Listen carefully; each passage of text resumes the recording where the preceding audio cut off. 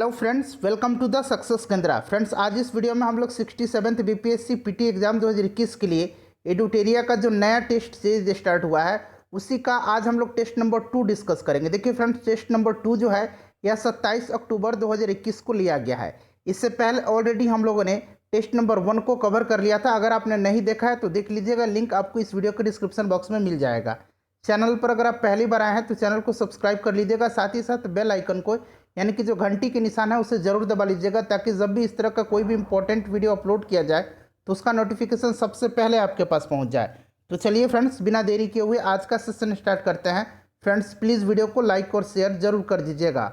तो फ्रेंड्स, आज के सेशन का पहला प्रश्न देखिएगा। पहला प्रश्न है कि निम्नलिखित कथनों में से पुर्तगालियों के विषय में कौन सा कथन असत्य है, यानी कि गलत दिया गया है। वीडियो का क्वालिटी आप लोग प्लीज़ 360 पर कर लीजिए और वीडियो को फुल स्क्रीन में देखिए, ताकि आपको ये सब कुछ स्पष्ट दिखाई दे। हालांकि ये क्वेश्चन थोड़ा सा धुंधला है, लेकिन आगे आपको बिल्कुल क्लियर दिखाई देगा।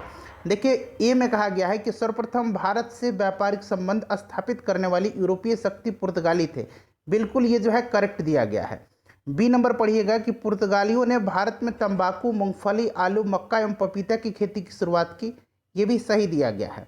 सी नंबर पढ़िएगा कि भारत में जहाज निर्माण तथा प्रिंटिंग प्रेस की स्थापना का श्रेय पुर्तगालियों को जाता है। ये भी बिल्कुल करेक्ट दिया गया है। भारत में गोथिक स्थापत्य कला का आगमन पुर्तगालियों के माध्यम से हुआ। बिल्कुल करेक्ट दिया गया है। गोथिक कला के विषय में जान लीजिए। देखिए, गोथिक कला से अभिप्राय जो है ये तिकोने मेहराबों से है। यहाँ मैं लिख देता हूँ, तिकोने मेहराबों से है। ठीक है फ्रेंड्स, ध्यान रखेंगे। और ये जो गोथिक कला शैली है इसको विक्टोरियन शैली भी कहा जाता है। तो सभी के सभी जो है बिल्कुल करेक्ट दिए गए। ऑप्शन नंबर ई राइट आंसर हो जाएगा, उपरोक्त में से एक से अधिक। नेक्स्ट क्वेश्चन देखिएगा कि ददनी प्रथा के संबंध में कौन सा कथन सही है। तो फ्रेंड्स, ध्यान दीजिएगा। देखिए, अंग्रेजी अधिकारी बंगाल तथा बिहार के जमींदारों से भूमि लेकर के बिना पैसे दिए ही किसानों को नील की खेती में काम करने के लिए विवश करते थे तथा नील उत्पादक किसानों को एक मामूली सी रकम अग्रिम देकर के उनसे करारनामा लिखवा लेते थे, जो बाजार मूल्य से बहुत ही कम दाम पर हुआ करता था। इस प्रथा को जो है ददनी प्रथा कहा जाता है। तो राइट आंसर इसका क्या हो जाएगा? राइट आंसर इसका हो जाएगा, यह व्यापारियों द्वारा कारीगरों को दी जाने वाली पूंजीगत सहायता से संबंधित थी। नेक्स्ट क्वेश्चन देख लीजिएगा। तीसरा प्रश्न है हमारा कि निम्नलिखित आंदोलनों को आरोही क्रम में व्यवस्थित करके सही उत्तर चुनिए। तो देखिए फ्रेंड्स, मोपला विद्रोह जो है ये 1920-22 में हुआ था। ठीक है, मालाबार तट या केरल कह सकते हैं। किसके नेतृत्व में? तो अली मुसलियार के नेतृत्व में। बारदोली सत्याग्रह ये 1928 में सरदार पटेल के नेतृत्व में। चंपारण सत्याग्रह 1917 में महात्मा गांधी के नेतृत्व में। और नमक सत्याग्रह 1930 में गांधी जी के नेतृत्व में। तो आप जो है इसको व्यवस्थित आप लोग अब कर लीजिएगा। देखिए, नेक्स्ट क्वेश्चन है कि सम्राट शाह आलम द्वितीय ने ईस्ट इंडिया कंपनी को बंगाल, बिहार तथा उड़ीसा की दीवानी कब प्रदान की? तो राइट आंसर इसका क्या हो जाएगा? 12 अगस्त 1765 में।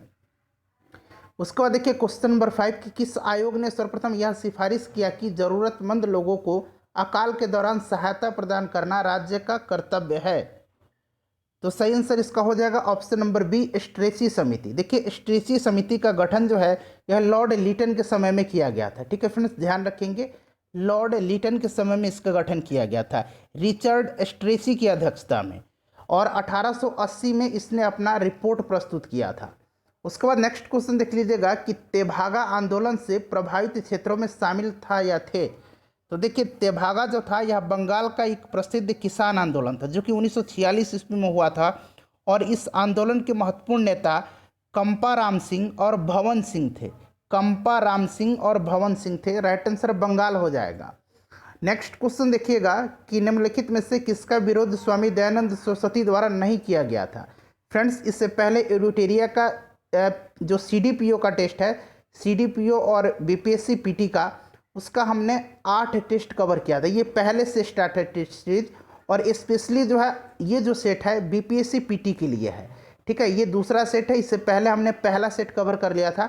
लिंक डिस्क्रिप्शन में मिलेगा, देख लीजिएगा। साथ ही साथ घटना चक्र की जो नई पुस्तक आई हुई है 2022 वाली, जिसमें कि अध्यायवार सभी सब्जेक्ट दिए गए हैं, उनको हमने ऑलरेडी कवर कर लिया है। लगभग इस बुक को हमने समाप्त कर लिया है।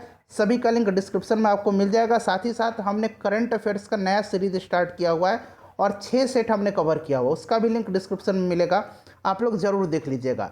देखिए राइट आंसर इसका क्या हो जाएगा, राइट आंसर इसका हो जाएगा ऑप्शन नंबर ए, पुनर्जन्म एवं कर्म का सिद्धांत। इसका जो है right answer option number A हो जाएगा। ठीक है फ्रेंड्स, ध्यान रखिएगा। चलिए अगला क्वेश्चन देख लीजिएगा कि निम्नलिखित में से किसे भारतीय पत्रकारिता का राजकुमार कहा जाता है। भारतीय पत्रकारिता का अग्रदूत जो है ये राजा राम मोहन राय को कहा जाता है। यहाँ राजकुमार पूछा गया है तो राइट आंसर हो जाएगा क्रिस्टो दास पाल, ऑप्शन नंबर डी सही आंसर इसका हो जाएगा। फ्रेंड्स किसी क्वेश्चन में अगर आपको डाउट है तो आप लोग क्वेश्चन नंबर लिख करके कमेंट करेंगे। देखिए लॉर्ड डलहौजी की राज्य हड़प नीति के अंतर्गत निम्नलिखित में से सर्वप्रथम किस राज्य का विलय हुआ था। तो हड़प नीति आपको पता है फ्रेंड्स, डॉक्ट्रिन ऑफ लैप्स या फिर व्यापकता का सिद्धांत इसको कहा जाता है। ठीक है फ्रेंड्स, इसके तहत जो है 1848 में सबसे पहले सतारा को जो है ब्रिटिश साम्राज्य में मिलाया गया। ऑप्शन नंबर इसका बी जो होगा करेक्ट आंसर हो जाएगा। 1849 में जैतपुर और संभलपुर को मिलाया गया था, जैतपुर और संभलपुर को 1849 में। ठीक है, ध्यान रखिएगा। नेक्स्ट क्वेश्चन देखिएगा कि मोहम्मदन लिटरेरी सोसाइटी की स्थापना किसने की थी। ऑलरेडी ये क्वेश्चन मैंने आपको कराया हुआ है। तो इसकी स्थापना जो है 1863 में अब्दुल लतीफ़ ने कोलकाता में किया था। देखिए नेक्स्ट क्वेश्चन है कि पुस्तक ए नेशन इन मेकिंग किसने लिखी है। तो इस पुस्तक को लिखा है सुरेंद्र नाथ बनर्जी ने, ऑप्शन नंबर डी सही आंसर हो जाएगा। भाषाई अखबारों पर अंकुश लगाने के लिए ब्रिटिश सरकार के द्वारा वर्नाक्यूलर प्रेस एक्ट कब लागू किया गया था। तो ये लॉर्ड लिटन ने लागू किया था इसको। ठीक है फ्रेंड्स, और ये लागू कब किया गया था तो ध्यान रखेंगे इसको लागू किया गया था मार्च 1878 में। तो देखिए 1878 ऑप्शन में नहीं दिया गया तो ऑप्शन नंबर ई हो जाएगा, उपरोक्त में से कोई नहीं। क्लियर है, ध्यान रखेंगे। भारतीय समाचार पत्र अधिनियम इसको कहा जाता है और 1882 में वर्नाक्यूलर प्रेस एक्ट को लॉर्ड रिपन ने जो है निरस्त किया था। अच्छा, ये लॉर्ड लिटन जो है इसी के समय में ध्यान रखेंगे फ्रेंड्स भारतीय शस्त्र अधिनियम भी पारित हुआ था। नेक्स्ट क्वेश्चन देख लीजिएगा कि कांग्रेस की किस अधिवेशन में कांग्रेस की सदस्यता के लिए खादी वस्त्र अनिवार्य कर दिया गया था।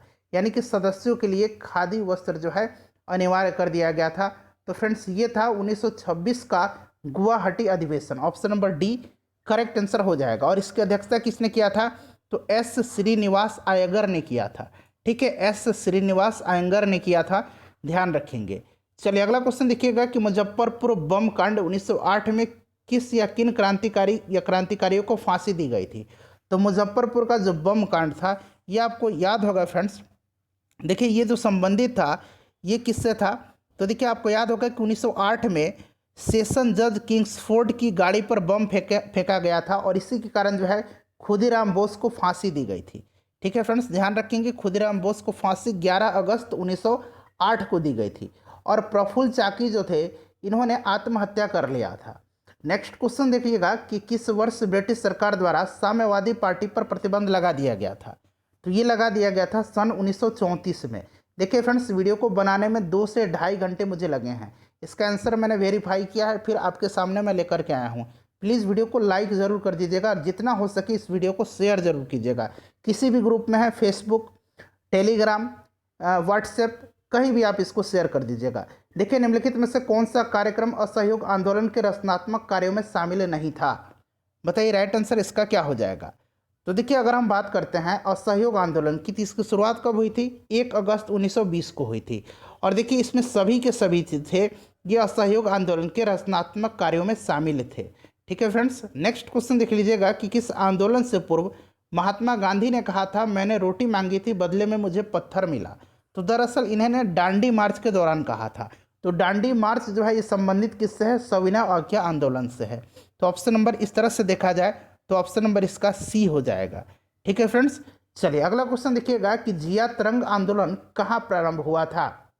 तो देखिए जिया तरंग आंदोलन जो है इसे रानी गॉर्डिन ल्यू, या मैं लिख दे रहा हूँ फ्रेंड्स, देखिए गैडिन ल्यू। ठीक है, ये नाम आप ध्यान रखेंगे, LIU, ये यू है। गैडिन ल्यू ने जो है इसको आरंभ किया था और उन्होंने ब्रिटिश राज्य के विरुद्ध नागाओं को, किनको, नागाओं को जो है संगठित किया था। तो राइट आंसर ये हो जाएगा नागालैंड, ऑप्शन नंबर बी हो जाएगा। नेक्स्ट क्वेश्चन देख लीजिएगा कि ब्रिटिश सरकार ने भारत में औपनिवेशिक स्वराज की स्थापना करना अपना उद्देश्य घोषित किया था। बताइए डोमिनियन स्टेट्स का लक्ष्य जो रखा गया था, ये मुख्य जो लक्ष्य था डोमिनियन स्टेट का ये रखा गया था, आपको याद होगा, अगस्त प्रस्ताव। अगस्त प्रस्ताव 8 अगस्त 1940 को अंग्रेजों द्वारा लाया गया था। ठीक है, तो राइट आंसर अगस्त प्रस्ताव हो जाएगा। उसके बाद देखिएगा कि भारतीय स्वतंत्रता अधिनियम ब्रिटिश संसद द्वारा कब पारित किया गया था। तो फ्रेंड्स ये पारित किया गया था 18 जुलाई 1947 को। नेक्स्ट क्वेश्चन है 21 नंबर कि मुसलमानों में शिक्षा प्रसार के लिए बिहार के किस जिले में 1872 ईस्वी में साइंटिफिक सोसाइटी का गठन किया गया था। तो राइट आंसर हो जाएगा मुजफ्फरपुर में, ऑप्शन नंबर डी हो जाएगा। और इसकी स्थापना इमदाद अली खान ने किया था। किसने किया था? इमदाद अली खान ने किया था। ठीक है फ्रेंड्स, ध्यान रखेंगे इसको भी। चलिए अगला क्वेश्चन देख लीजिएगा कि 1934 में पटना में स्थापित बिहार सोशलिस्ट पार्टी के अध्यक्ष कौन थे। तो बिहार सोशलिस्ट पार्टी के अध्यक्ष जो थे ये आचार्य नरेंद्र देव थे।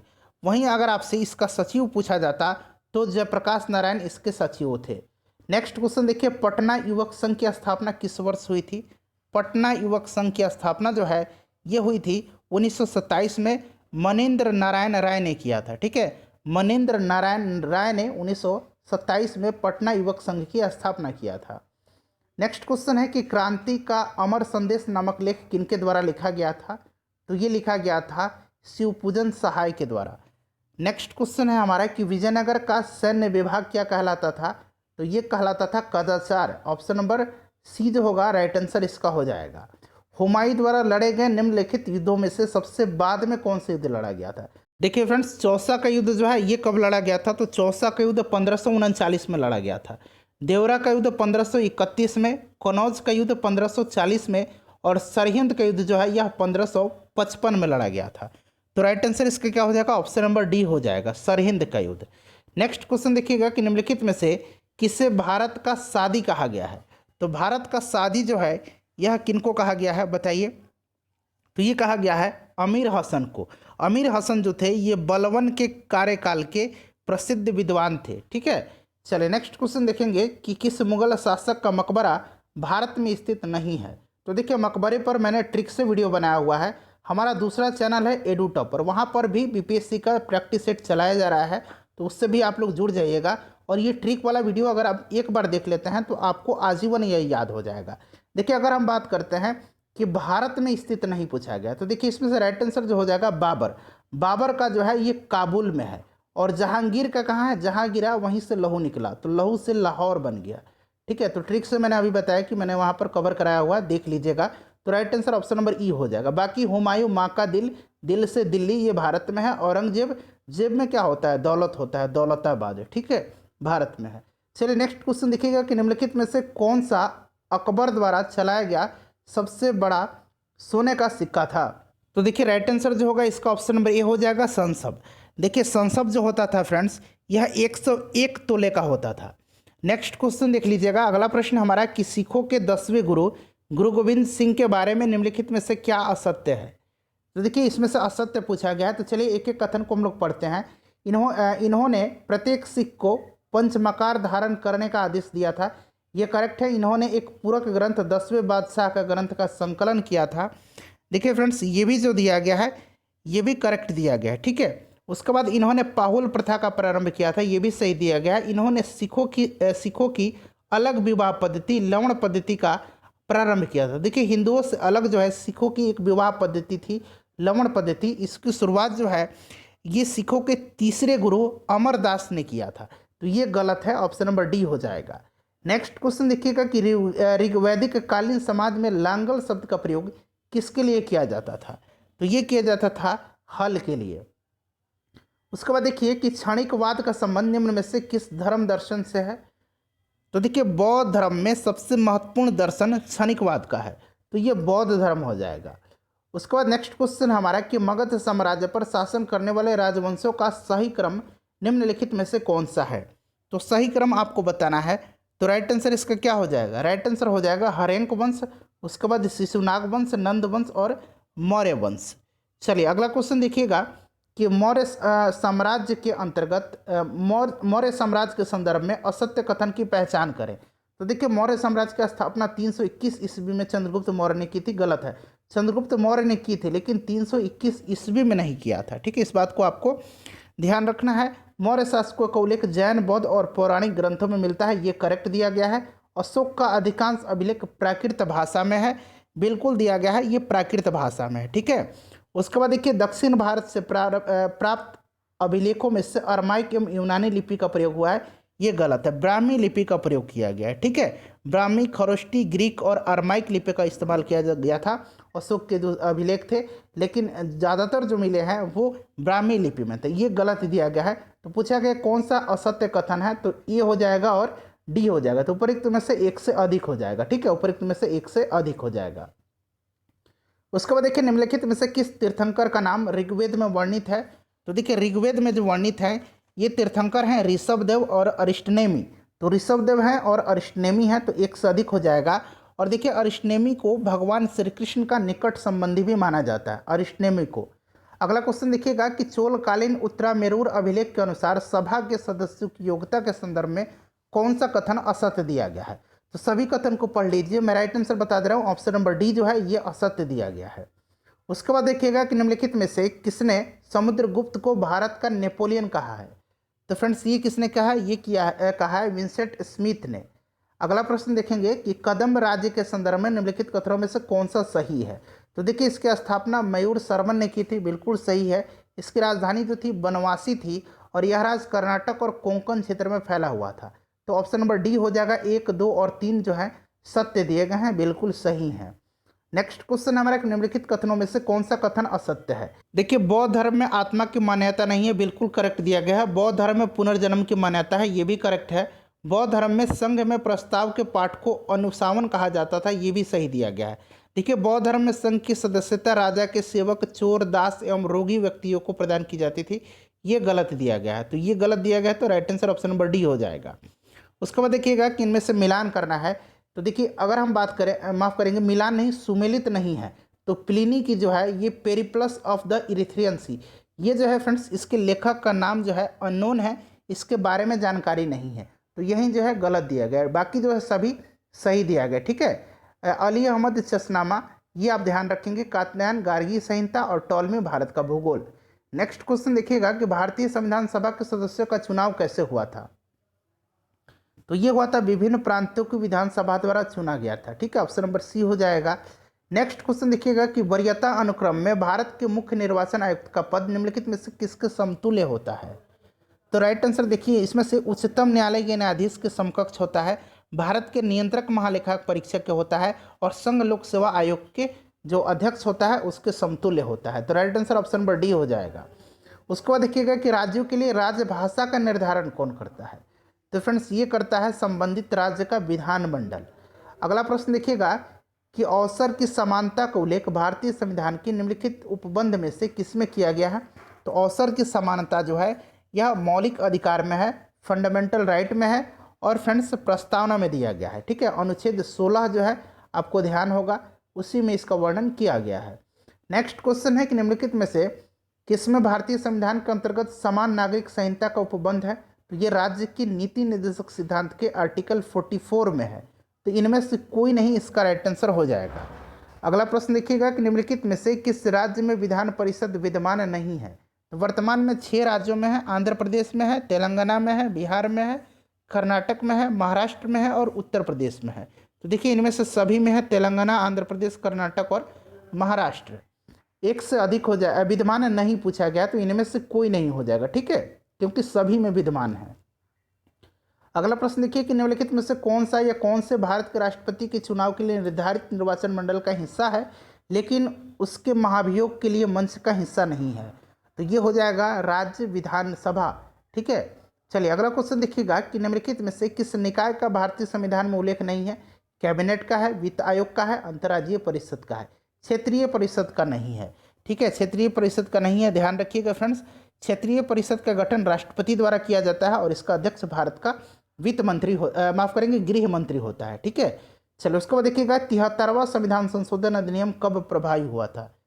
तो ये पंचायत से संबंधित है, और देखिए ये जो है 24 अप्रैल 1993 को, ऑप्शन नंबर सी जो होगा राइट आंसर हो जाएगा। और इसीलिए 24 अप्रैल के दिन प्रत्येक वर्ष राष्ट्रीय पंचायत दिवस मनाया जाता है। अच्छा, ये किस प्रधानमंत्री के कार्यकाल में प्रभावी हुआ था, जरा आप कमेंट करके बताएंगे।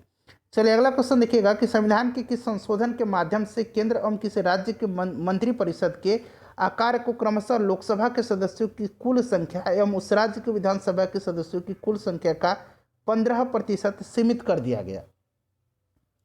तो फ्रेंड्स ये था 91वां संविधान संशोधन। ठीक है, देखिए 91वां संविधान संशोधन जो है ये 2003 में हुआ था। देखिए ऑप्शन में नहीं दिया गया है, तो इनमें से कोई नहीं हो जाएगा। ठीक है, चलिए अगला क्वेश्चन देखिएगा कि उच्च न्यायालय के मुख्य क्षेत्राधिकार निम्नलिखित में से कौन सा नहीं है।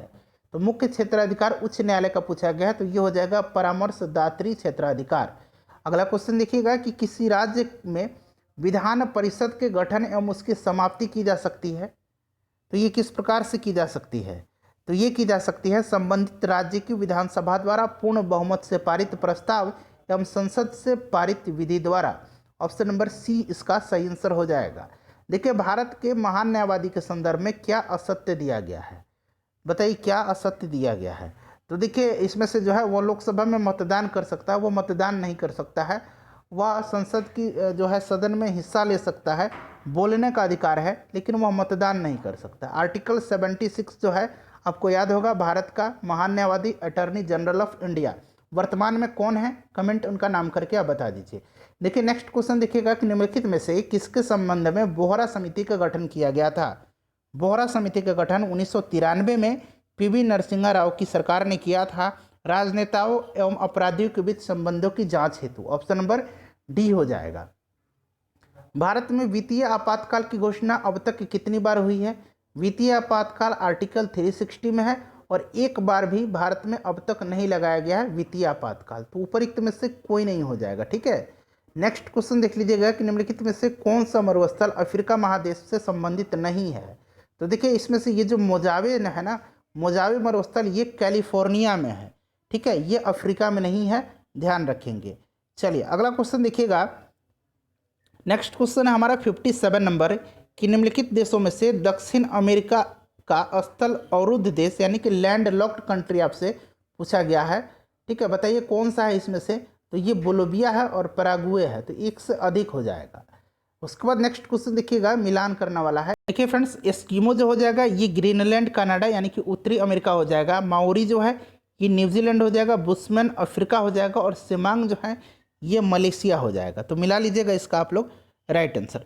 चलिए नेक्स्ट क्वेश्चन देख लीजिएगा कि निम्नलिखित में से कौन सी जल संधि जो है इंग्लिश चैनल और उत्तरी सागर को आपस में जोड़ती है। अच्छा, जल संधि का मतलब क्या होता है, यह जल दो जल राशि को जोड़ती है और दो स्थल खंडों को अलग करती है। ठीक है, जल संधि नाम से ही स्पष्ट हो रहा है जल संधि। ठीक है, तो ये देखिए इंग्लिश चैनल और उत्तरी सागर किसको आपस में जोड़ती है। तो फ्रेंड्स ये जो जोड़ती है ये जोड़ती है इंग्लिश चैनल उत्तरी सागर को आपस में जोड़ती है डोबर जल संधि। डोबर जल संधि जो है यह इंग्लिश चैनल और उत्तरी सागर को आपस में जोड़ती है। ठीक है, उसके बाद अगर हम बात करते हैं कि यह किनके मध्य स्थित है, तो इंग्लैंड और फ्रांस के बीच। डेविस जल संधि जो है यह बेफिन की खाड़ी एवं अटलांटिक महासागर को जोड़ती है और अलग किसको करती है, तो ग्रीनलैंड और कनाडा को। उसके बाद पाक जल संधि जो है, पाक जल संधि यह मन्नार एवं बंगाल की खाड़ी में है और खाड़ी को जोड़ती है और अलग करती है भारत और श्रीलंका को। बेरिंग जल संधि जो है यह बेरिंग सागर और चुक्सी सागर को जोड़ती है, बेरिंग सागर और चुक्सी सागर, और अलग किसको करती है, तो अलास्का और रूस को।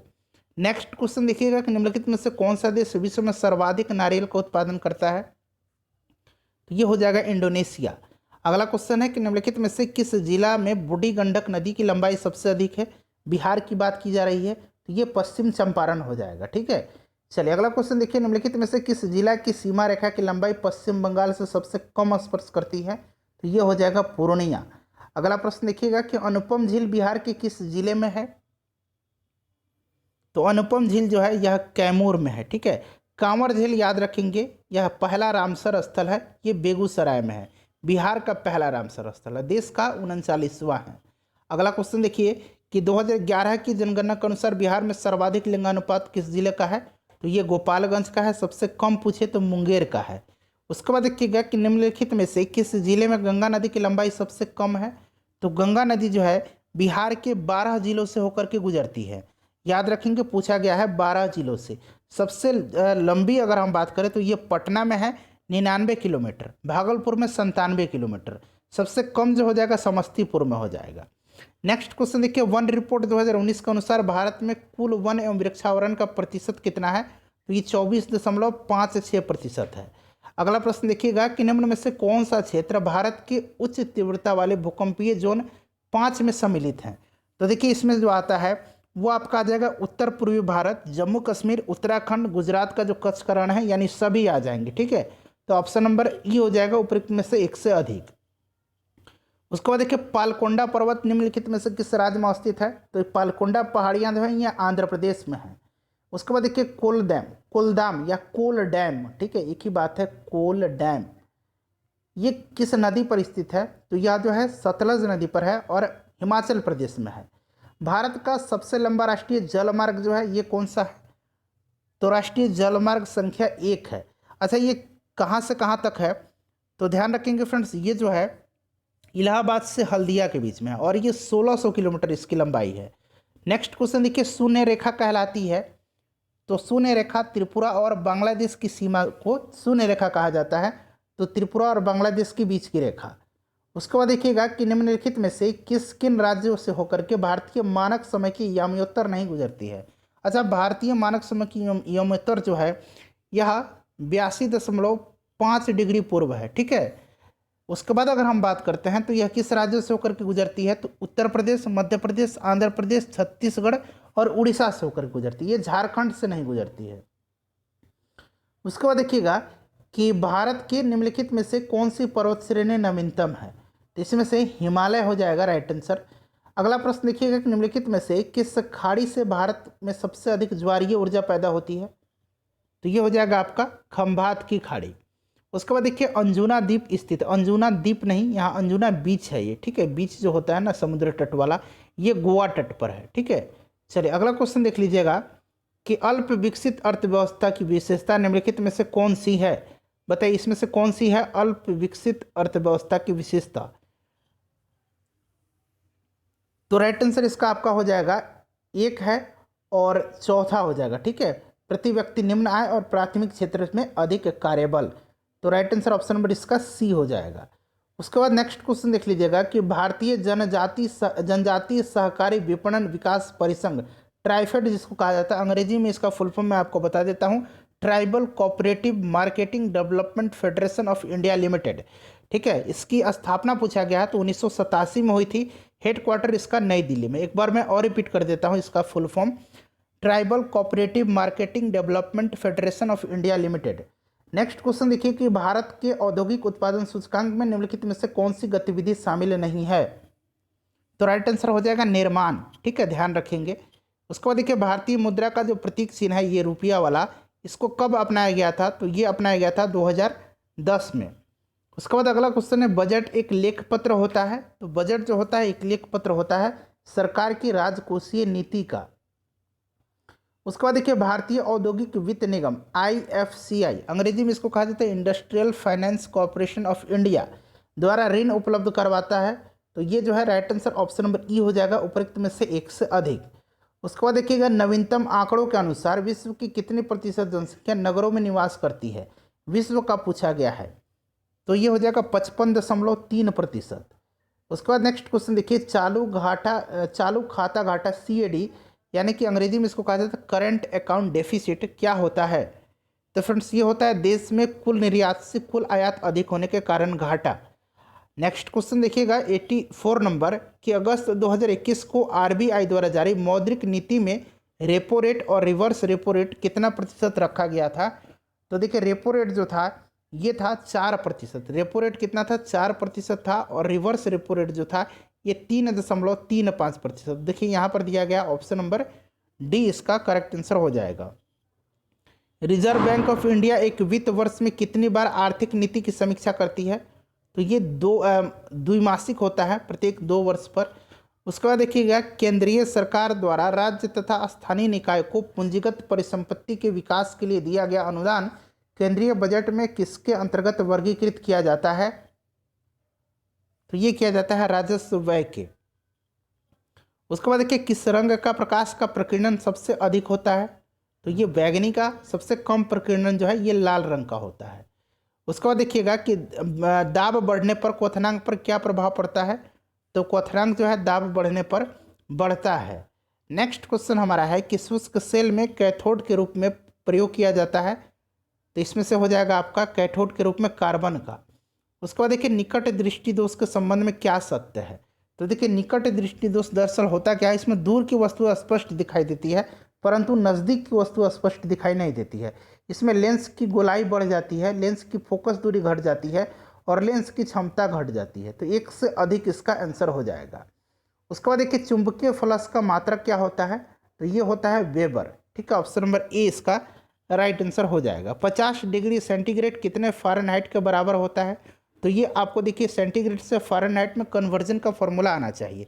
क्या होता है, C/100 इक्वल टू F-32/180 होता है। ठीक है, अब यहाँ आप C की वैल्यू पुट कर दीजिएगा, 50 दिया गया, यहाँ मैं 50 पुट कर देता हूँ। अब देखिए 50 दूना 100 हो गया, इधर से काट दीजिए तो ये 90 हो जाएगा। ठीक है, दो कितने बार में, 90 बार में, मैंने 80 हो जाएगा, 180।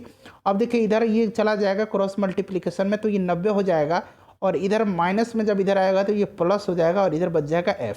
तो ये 90 और प्लस 32 122 डिग्री फ़ारेनहाइट, 122 फ़ारेनहाइट हो जाएगा। ठीक है, ऑप्शन नंबर बी हो जाएगा। अगला क्वेश्चन देख लीजिएगा कि लोलक घड़ी को पृथ्वी तल से ऊपर ले जाने पर क्या प्रभाव पड़ेगा, तो ऊपर ले जाने पर क्या होता है। सबसे पहले तो आपको पता होना चाहिए कि T इक्वल टू क्या होता है, रूट अंडर L/G होता है। अच्छा, G का मान ऊपर क्या होता है, G का मान ऊपर जो है क्या होता है, ऊपर बढ़ने पर G का मान कम हो जाता है। ठीक है, पृथ्वी तल से ऊपर जाने पर G का मान कम होता है। अब G का मान कम होगा तो ये देखिए इनडायरेक्टली है, ठीक है, व्युत्क्रमानुपाती जिसको कहते हैं। तो देखिए क्या होगा, G का मान अगर कम होता है तो T क्या होगा, बढ़ जाएगा। तो वही तो पूछा गया, घड़ी का आवर्तकाल क्या हो जाएगा, बताइए राइट आंसर इसका क्या हो जाएगा। राइट आंसर इसका जो है आपका हो जाएगा ऑप्शन नंबर, घड़ी का आवर्तकाल जो है बढ़ जाएगा। ठीक है, आवर्तकाल बढ़ने का मतलब क्या होता है, आवर्तकाल बढ़ने का मतलब होता है कि घड़ी जो है सुस्त हो जाएगी धीरे धीरे। ठीक है, ऑप्शन नंबर ए हो जाएगा, बढ़ जाएगा। और घड़ी सुस्त हो जाएगी, आवर्तकाल बढ़ेगा तो सुस्त हो जाएगी, धीरे धीरे दोलन करेगी। चलिए अगला क्वेश्चन देख लीजिएगा कि सांयता यानी कि विस्कोसिटी के संबंध में कौन सा कथन असत्य दिया गया। देखिए तापमान में वृद्धि के साथ तरल पदार्थों की सांयता तेजी से बढ़ती है, ये घटती है, बढ़ती नहीं है। ठीक है, तापमान से वृद्धि में किसकी, तो तरल पदार्थ की यानी कि द्रव की बात की जा रही है। तापमान में वृद्धि के साथ गैसों की सांयता कम होती है, गैसों की सांयता बढ़ती है। ठीक है, ध्यान रखेंगे इसको, ये दोनों जो है गलत दे दिया गया, उल्टा दे दिया गया। दरअसल सांयता का एसआई मात्रक पास्कल सेकंड सही है, आदर्श तरल का सांयता शून्य होता है, ये भी सही है। तो पूछा गया कौन सा कथन असत्य है, तो ए और बी है, तो एक से अधिक हो जाएगा। ठीक है, ऑप्शन नंबर ई इसका करेक्ट आंसर हो जाएगा। उसके बाद देखिएगा कि किसी जीव में बाह्य कंकाल तंत्र नहीं पाया जाता है, किसी जीव में, तो ये उभयचर हो जाएगा। निम्न में से कौन सा पदार्थ बारूद में सर्वाधिक मात्रा में पाया जाता है, तो पोटेशियम नाइट्रेट हो जाएगा। उसके बाद देखिए सर्वाधिक यौगिक बनाने वाला अक्रिय गैस कौन सा है, तो ये हो जाएगा आपका जेनॉन। ठीक है फ्रेंड्स, उसके बाद देखिएगा हवाई अड्डों पर विमान चालकों को संकेत देने के लिए किस गैस का प्रयोग किया जाता है, तो नियॉन का प्रयोग किया जाता है। उसके बाद देखिए किस रासायनिक पदार्थ का नाम ऑयल ऑफ विट्रियोल है, तो आपको पता होगा सल्फ्यूरिक अम्ल का नाम है। ठीक है, सल्फ्यूरिक अम्ल का। उसके बाद नेक्स्ट क्वेश्चन हमारा है कि फिटकरी में हाइड्रोजन के कितने परमाणु पाए जाते हैं, तो ये 48 हो जाएगा। फॉर्मूला क्या होता है, Kl होता है, उसके बाद SO4 का होल ट्वाइस होता है इंटू 24H2O होता है। देखिए 24 दूना 48 हो जाएगा। ठीक है, हाइड्रोजन पूछा गया है।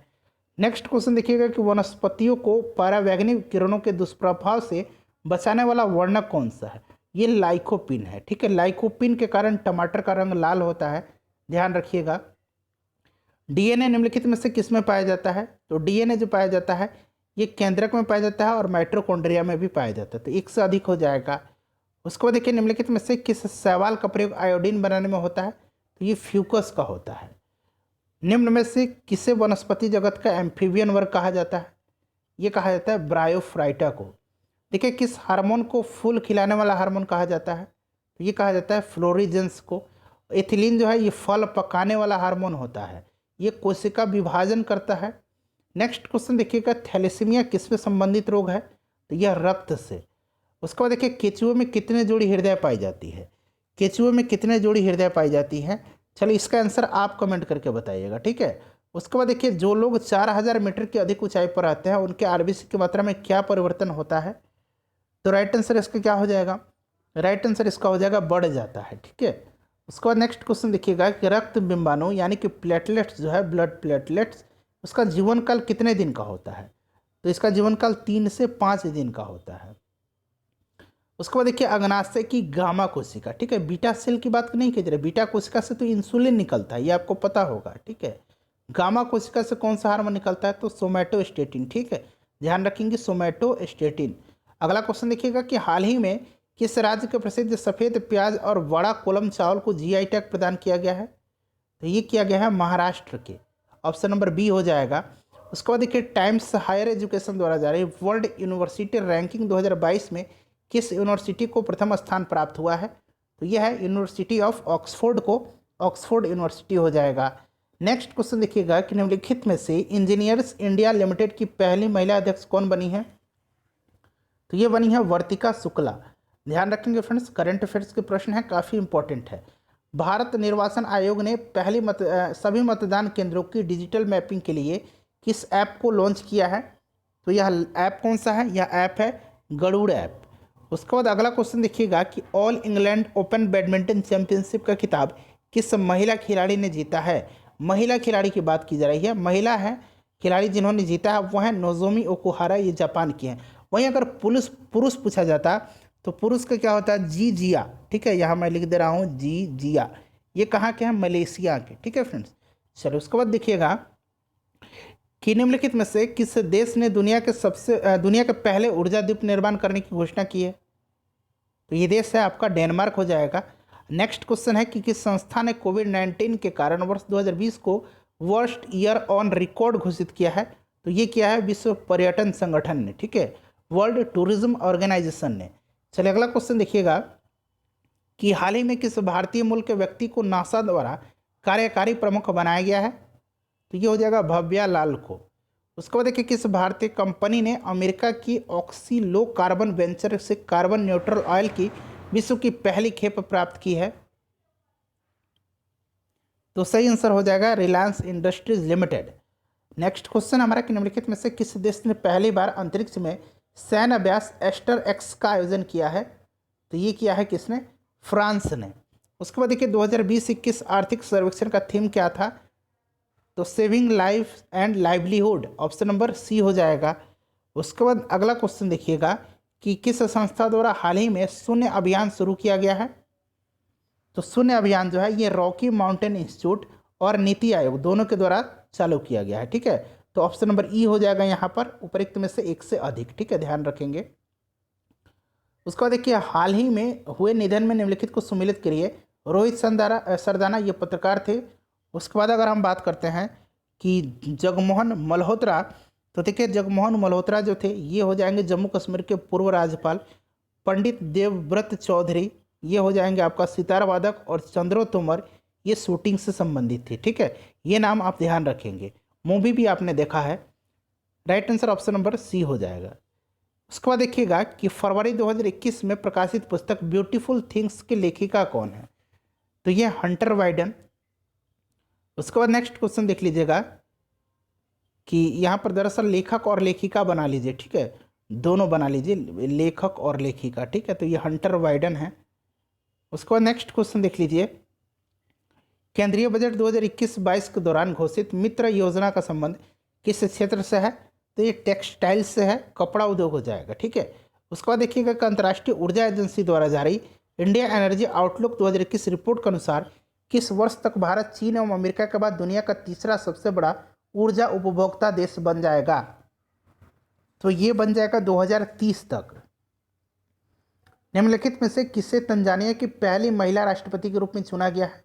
ऑलरेडी मैंने ये करा दिया आपको क्वेश्चन, सामिया सुलह हसन। चलिए उसके बाद देखिएगा कि हाल ही में वैज्ञानिकों ने किस ग्रह पर पहली बार एक्स किरणों के उत्सर्जन की खोज की है? तो ये हो जाएगा आपका अरुण। अगला क्वेश्चन है कि अप्रैल 2021 में फैक्ट समूह से संबंधित विद्रोहियों से लड़ते हुए किस अफ्रीकी देश के राष्ट्रपति इदरिस डेबी की मृत्यु हो गई? तो ये चार के। इसके बाद 130 नंबर देख लीजिएगा कि विंबलडन टेनिस टूर्नामेंट 2021 के महिला एकल की विजेता, महिला एकल की उप विजेता पूछा गया है। ठीक है, और विजेता जो रही थी वो रही थी एस्ले बार्टी। ठीक है फ्रेंड्स, ये जो कैरोलिना प्लिस्कोवा हैं ये चेक गणराज्य की हैं, ध्यान रखेंगे। Option number A right answer इसका हो जाएगा। उसके बाद नेक्स्ट क्वेश्चन देखिएगा, वहीं अगर हम पुरुष एकल की बात करते हैं तो पुरुष एकल में जीता किसने है? नोवाक जोकोविच जो है, इन्होंने विंबलडन टेनिस टूर्नामेंट 2021 पुरुष एकल का खिताब जीता। हाल ही में किन दो देशों की वायुसेनाओं के बीच एक्स डेजर्ट नाइट 21 युद्धाभ्यास का आयोजन किया गया? तो ये देखिए वायुसेनाओं के बीच का अभ्यास है, भारत और फ्रांस के बीच का। ठीक है फ्रेंड्स, और इसका आयोजन जोधपुर में किया गया, भारत और फ्रांस हो जाएगा। निम्नलिखित में से किस व्यक्ति को डॉक्टर एपीजे अब्दुल कलाम वैज्ञानिक पुरस्कार 2021 से सम्मानित किया गया है? तो ये हो जाएगा Amit Kesarwani. Option number C right answer हो जाएगा। उसके बाद अगला क्वेश्चन है, किस मंत्रालय द्वारा हाल ही में ग्लोबल बायो इंडिया 2021 का आयोजन किया गया? तो ये किया गया विज्ञान एवं प्रौद्योगिकी मंत्रालय के द्वारा। ऑप्शन नंबर सी हो जाएगा। उसके बाद देखिएगा कि बजट में घोषित प्रधानमंत्री आत्मनिर्भर स्वस्थ भारत योजना, ठीक है फ्रेंड्स, इसके तहत आवंटित राशि किसने है? तो ये हो जाएगा आपका 64,180 करोड़। राइट आंसर इसका ऑप्शन नंबर ए हो जाएगा। उसके बाद देखिएगा कि जुलाई 2021 में आयोजित कोपा अमेरिका 2021 फुटबॉल टूर्नामेंट, देखिए कोपा अमेरिका जो है ये फुटबॉल टूर्नामेंट है, इस वर्ष इसका खिताब जो है अर्जेंटीना ने जीता है। अर्जेंटीना ने जीता है। रनर अप जो रहा है यानी कि उप विजेता ये ब्राजील रहा है। भारत का पहला विरासत संस्थान किस शहर में स्थापित करने की घोषणा की गई है? तो ये की जाएगी नोएडा में। उसके बाद देखिए भारत का पहला समुद्री मध्यस्थता केंद्र जो है भारत के किस शहर में स्थापित किया जाएगा? तो फ्रेंड्स ये गांधीनगर में किया जाएगा। उसके बाद देखिए जनवरी 2021 में देश का पहला फायर पार्क किस राज्य में स्थापित किया गया? तो उड़ीसा में किया गया है। उड़ीसा के जो मुख्यमंत्री हैं नवीन पटनायक, इन्होंने भुवनेश्वर में Orissa fire and disaster academy के परिसर में जो है फायर पार्क का स्थापना की नींव रखा। तो राइट आंसर हो जाएगा उड़ीसा।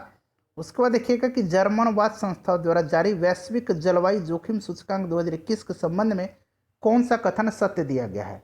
प्रथम स्थान पर इसमें मोजाम्बिक है, सत्य है, और भारत का स्थान 7वां है। 2020 में भारत का स्थान 5वां था। सभी सत्य दिए गए। ठीक है, 1, 2, 3 राइट आंसर इसका हो जाएगा। Dada Saheb Phalke international film festival award 2021 में किसने सर्वश्रेष्ठ अभिनेता का पुरस्कार जो है पाया है? इसका आंसर आप कमेंट करके बता दीजिएगा। और देखिए सर्वश्रेष्ठ अभिनेत्री का जो अवार्ड है ये जीता है दीपिका पादुकोण ने। उसके बाद देखिए 41 से लेकर के और यहाँ तक आप नीचे 150 तक आएंगे तो ये मैथ के क्वेश्चन है। इसका आंसर मैं पीडीएफ के साथ आपको टेलीग्राम पर दे दूंगा। और फ्रेंड्स आपसे रिक्वेस्ट है कि इसका आंसर आप लोग ना मांगिए, ठीक है, इसका आंसर आप लोग नोट कर लीजिएगा। मैथ वाला सेक्शन जो है इसका आंसर मैं आपको टेलीग्राम पर दे दूंगा। प्लीज़ वीडियो को शेयर जरूर कर दीजिएगा, लाइक ज़रूर कर दीजिएगा। यहाँ सभी सेट मैं आपको कंप्लीट करवा दूंगा। और फ्रेंड्स जितने भी वीडियोस हमने कवर किया है लिंक आपको डिस्क्रिप्शन में मिलेगा, ज़रूर देख लीजिएगा। अपना स्कोर बता दीजिएगा।